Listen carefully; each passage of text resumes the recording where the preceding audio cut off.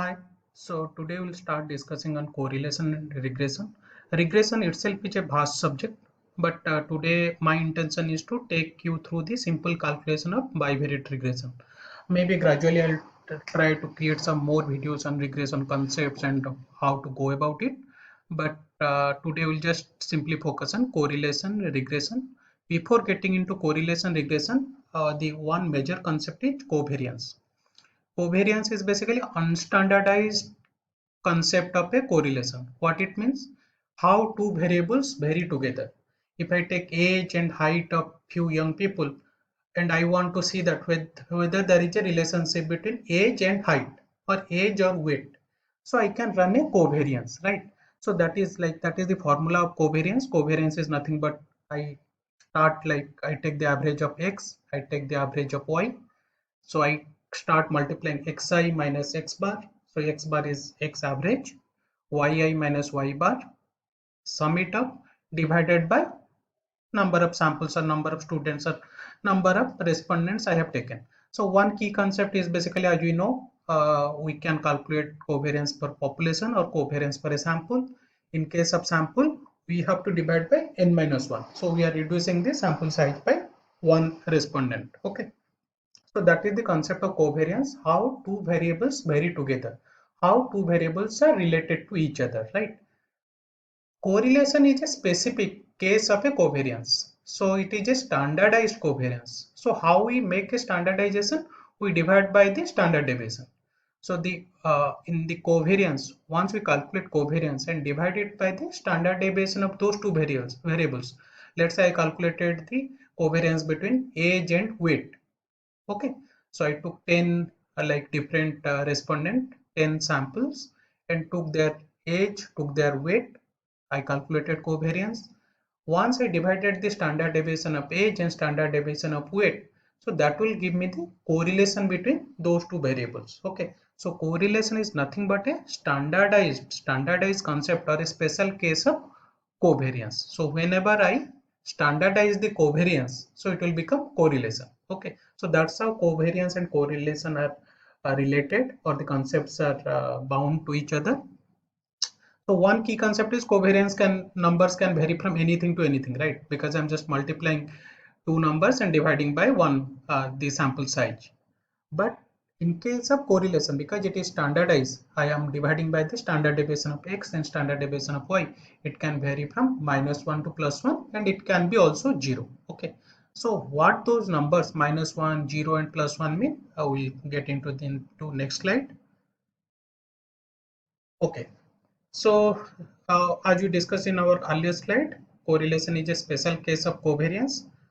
So correlation can be -1, -0.05, +0, anything between -1 to +1. Okay. So what does positive one means? Anything between 0 to 1, 0 to +1 means. So there is a positive correlation. That means if one variable increases, the other variable increases. If one variable decreases, the other variable decreases, right? So that is what positive correlation means. So that means they are moving like in the same direction. Negative means if they move in opposite direction. That means if one variable increases, the other variable decreases. Or the first variable decreases, the other variable increases. If the direction of movement are opposite to each other, so that is a negative correlation. Okay. So what does zero means? So that is a slight tricky area. So when I say zero, correlation is basically here whatever we are calculating, r, small r, is a Pearson's correlation coefficient or product moment correlation coefficient. Okay. Whenever r is 0, that doesn't mean, again I'll repeat, if r is 0, that doesn't mean that there is no relationship between two variables, only that we could not find any linear relationship. Okay, so r being 0 doesn't mean that there are no relations. So sometimes we do that mistake. If r is 0, we write that there is no relationship, but that is wrong.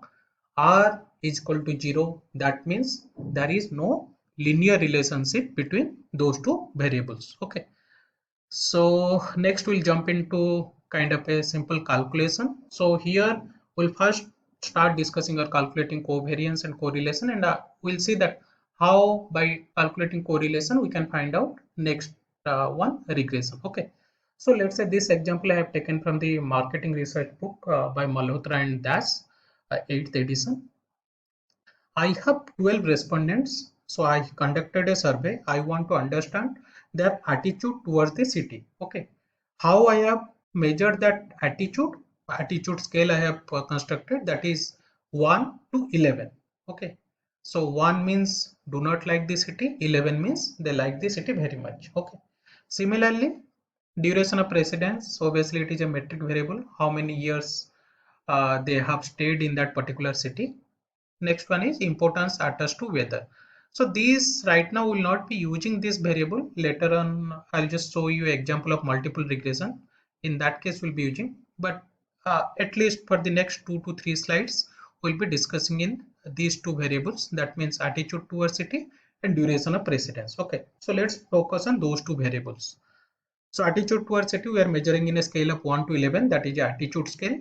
And duration of residence, it is in number of years. So like I said, to understand correlations, let's say first we are calculating covariance. Okay. So covariance, for that we have to calculate the y average and x average. So x average, the average number of years those 12 respondents stayed in that particular city is 9.33 years, and the average attitude towards the city is 6.58. So that means it is moderately positive, right?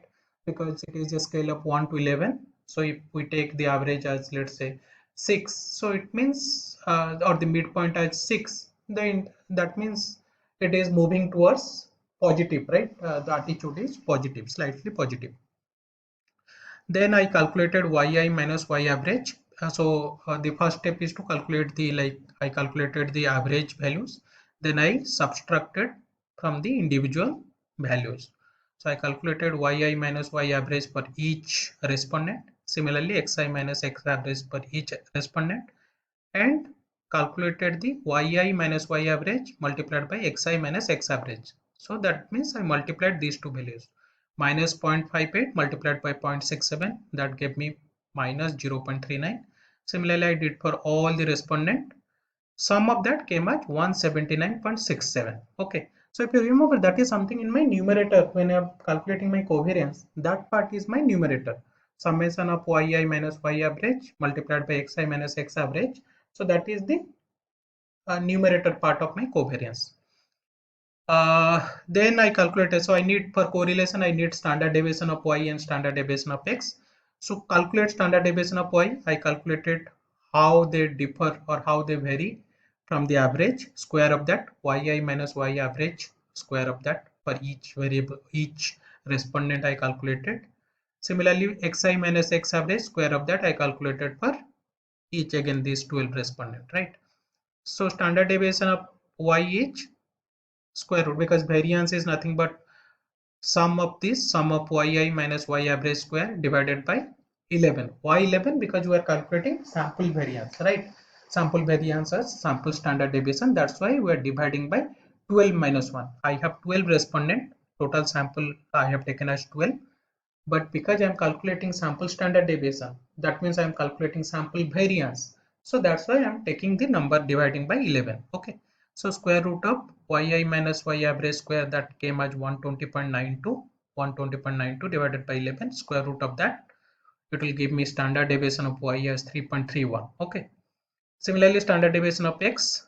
So I added this, all these numbers up. It came as 304.67 divided by 11, square root of that, it will give me 5.26. So right now I have necessary numbers required for to calculate covariance and correlation. So we'll go into next slide and see that how to calculate that. Covariance, as I said, so numerator I have already got, so that is yi minus y average by xi minus x average, sum of that, that gave me 179.67 divided by 11. Because I am calculating sample covariance, I am dividing by 11. So I have 12 respondent, less than 1, that is 11. So I'll divide by 11. 16.33 is my covariance. But these numbers, so the issue with covariance, with that number I cannot say anything about that. I cannot compare, right? So if you say this covariance is 16.33, it is just a number. So next step is I'll calculate correlation. Correlation, as we know, covariance divided by standard deviation of y and standard deviation of x. So I had found out in my last slide standard deviation of y as 5.26 and x as 3.31. I divided from 16.33. I got the value 0.936. So with this number I can make a conclusion that since it is a positive correlation between x and y variable, that means duration of precedent and attitude towards city both are positively correlated. That means as a person stays in a city more number of years, his attitude towards the city increases, right? So that's what we got from the correlation. But now the question is by how much? So this number only says that when it is 0.936, it says that both are positively correlated. Then the next question will be, then what? So if you say that positively correlated, so if a person says, let's say 2 years, and if a person says 4 years, what will be difference between their attitudes? That for that to understand, I'll say a regression. So once I know the correlation coefficient, regression is easier part. So right now we are just seeing the bivariate regression. Again, I have the same coefficient, same numbers which we did the calculation in my earlier slide. Only difference between correlation and regression is regression shows the dependency equation. That means if the variable x increases by a certain amount, what will be change in y? That earlier the correlation coefficient is not able to answer that question. Correlation coefficient is not able to answer, right? So if I want to write a equation y is equal to a plus bx, that means attitude towards city is equal to some constant, some intercept plus b coefficient multiplied by x. X is nothing but duration of precedence. The correlate b coefficient formula is correlation coefficient, which I find out in my earlier case, multiplied by standard deviation of y divided by standard deviation of x, which already I have got in my earlier slide. 0.9360 multiplied by 3.31 divided by 5.26. So that gave me a result of 0.589. Then how will I find out A? A is nothing but I just replace these values with the average values. Y average minus B multiplied by X average. Y average in my earlier slide I had found out as 6.58 multiplied by 0.589, which I got here, multiplied by 9.33. That gave me a value of 1.079. So what it means, attitude towards city, that is y, equal to 1.079 plus 0.589 multiplied by duration of residence. That means for each year a person is staying in that city, his attitude towards city is improving by 0.589, close to 0.6. So here is a question for you. Let's say a person has stayed 30 years. What will be attitude towards city? Okay, so that is something you can ponder about. Let me show you how to do it in Excel. So you go to data analysis tab, select regression, uh, then select the earlier, like attitude towards city is y. So find out that input y range, then input x range. So that will give you the same value. See, multiple are nothing is but the correlation coefficient 0.9360, which we had found out. R square is 0.876, so that is better than that is a better variable or better parameter to understand how two variables are related. Okay, more on that in my next slides, or in my next videos I'll try to discuss on those pointers. What I want to point out here is the numbers shown here, 1.079, 0.589. These are the same numbers which we had got in our manual calculation. So one thing which we did not is on the p-value, right? P-value, as you know, that if it is, I have taken a confidence alpha level of significance as 5%. Anything less than 0.05 is significant. So what it seems, duration of residence predicting the behavior of your attitude towards city is a better significant value because it is something very less than 0.05, but intercept may not be, we are not that much confident putting that intercept value in that equation. So doing that Excel exercise helps us in that parameter, that which coefficients are better predictor of your attitude towards city. So that's how we'll do bivariate regression. So I'll stop here today for now. And like I said, I'll try to create some more videos on regression in my next videos. Thank you. Take care, stay blessed.